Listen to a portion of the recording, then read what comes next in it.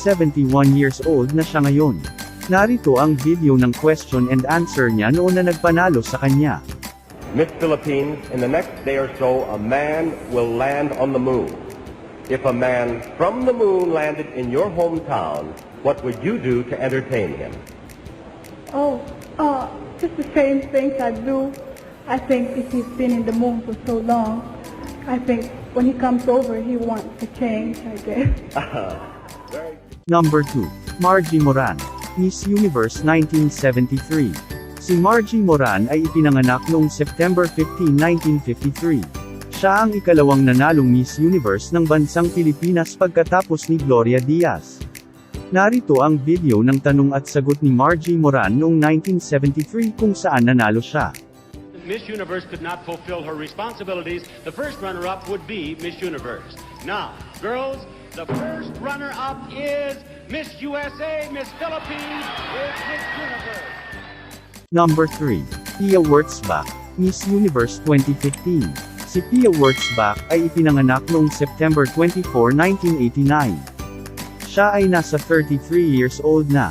Si Pia Wurtzbach ang pangatlong nanalong Miss Universe na kinatawan ng ating bansa noong 2015. Narito ang question and answer na kung saan ay nanalo si Pia Wurtzbach bilang Miss Universe noong 2015. Why should you be the next Miss Universe? To be a Miss Universe is both an honor and a responsibility. If I were to be Miss Universe, I will use my voice to influence the youth, and I would raise awareness to certain causes like HIV awareness that is timely and relevant to my country, which is the Philippines. I want to show the world, the universe rather, that I am confidently beautiful with a heart. Thank you. Number 4. Katrina Gray, Miss Universe 2018. Si Katrina Gray ay ang pang-apat na nanalong Miss Universe na kinatawan ng bansang Pilipinas noong 2018. Si Katrina Gray ay ipinanganak noong January 6, 1994. Siya ang huling nanalong Miss Universe ng bansang Pilipinas sa international na kompetisyon. Narito ang video ng question and answer ni Katrina Gray na nagpanalo sa kanya at kinuronahang Miss Universe noong 2018. What is the most important lesson you've learned in your life, and how would you apply it to your time as Miss Universe?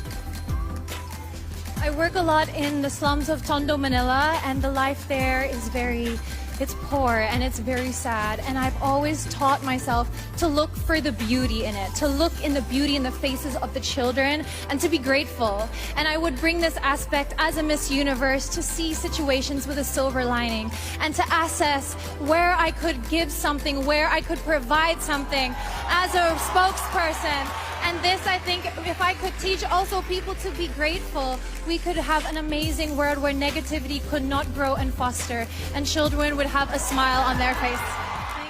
Mga ka-TV, para maging updated kayo sa mga bago kong videos, don't forget to like, subscribe, share and click the notification bell ng channel na ito. Hanggang sa muli, maraming salamat.